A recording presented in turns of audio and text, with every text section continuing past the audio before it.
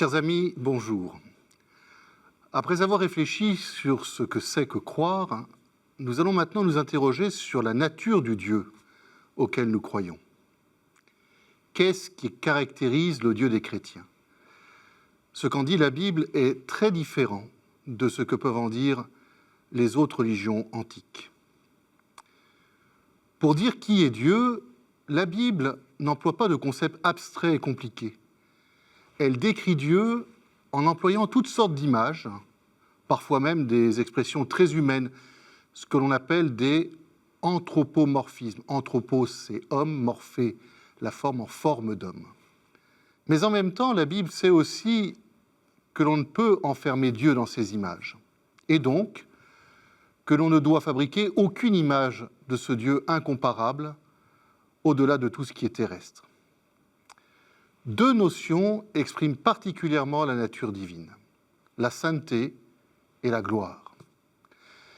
La sainteté de Dieu signifie qu'il est au-dessus du monde et du péché, qu'il en est radicalement différent. Cela d'ailleurs le sépare des dieux antiques qui poursuivaient leurs intérêts propres et qui n'étaient pas toujours exempts de défauts ou d'actions mauvaises. Mais la différence avec le péché signifie aussi que Dieu prend fait et cause pour le bien, la vérité et la justice. La gloire de Dieu, elle, signifie sa souveraineté, sa puissance, sa dignité, sa beauté. Elle veut dire que Dieu est indépendant de tout, qu'il n'a besoin de rien ni de personne, qu'il existe en soi et par soi, qu'il est la vie, la perfection absolue, qu'il est immuable. Mais le mot hébreu éved, qui désigne la gloire de Dieu, exprime aussi sa présence. Dieu est infiniment glorieux, donc infiniment présent, mais d'une présence sainte, c'est-à-dire infiniment différente des autres présences. Dieu est ainsi tout autre que la réalité du monde. Contrairement à ce que croyaient beaucoup de religions antiques, les choses du monde ne sont pas une partie de Dieu ou ne contiennent pas Dieu, ce qu'on appelle le panthéisme. Tout serait Dieu. Eh bien non, Dieu est le tout autre, comme le dit l'Écriture. Cela s'appelle la transcendance de Dieu. Cette transcendance s'applique aussi à l'espace et au temps. Dieu est au-delà de l'espace et il n'est pas dans le temps. Le temps, c'est la mesure du changement ou de la durée. Si Dieu est immuable, il ne change pas. Il est, tout simplement. La Bible exprime cela en disant que Dieu est éternel. C'est d'ailleurs ainsi que le livre de Baruch, par exemple, désigne Dieu. Précisons cependant une chose. L'éternité de Dieu n'est pas un temps qui se déroulerait indéfiniment. Elle signifie que Dieu est au-delà du temps, et donc qu'il est présent simultanément à tous les instants du temps, ce qui pour nous est inimaginable, puisque nous vivons dans ce temps.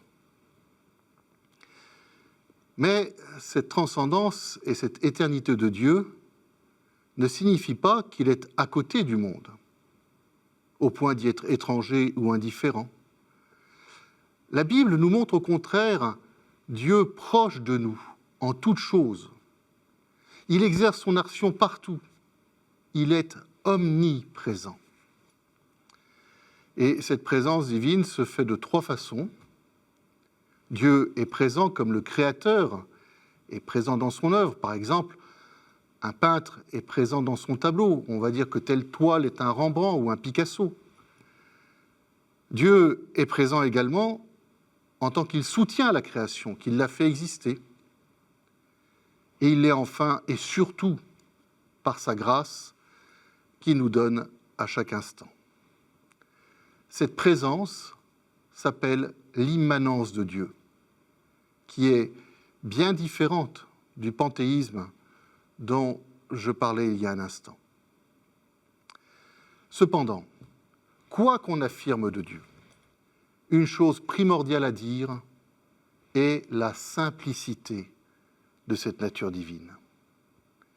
Il n'y a pas, et il ne peut pas y avoir, plusieurs perfections en Dieu, mais seulement une perfection absolue qui les contient toutes, suivant un mode suréminent.